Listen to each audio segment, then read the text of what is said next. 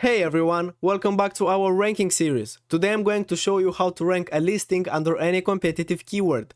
For example, digital print. It is used by more than 7.5 million listings. If your products are struggling to get noticed, this video will show you how our method can make a huge difference for your shop. In this episode we're starting with a listing buried deep in the search results.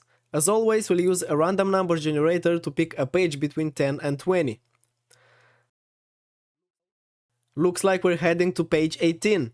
Perfect. To save time, we'll jump straight there by adding page equals 18 in the URL. Page number 18. Now that we're here, let's pick a listing to work with.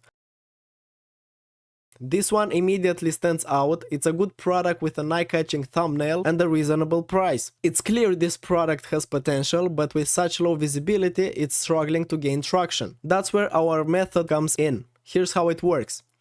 We copy the listing ID from the URL and put it into our system. Now we add the target keyword, digital print, and press run. Now I let the method run its course and wait a couple of days to check the results. As usual, see you soon.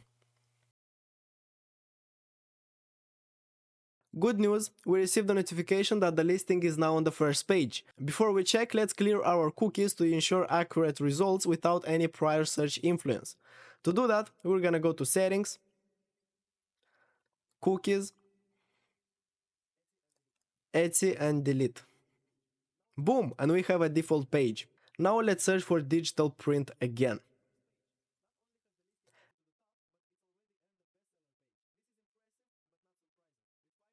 And there it is, right on the first page.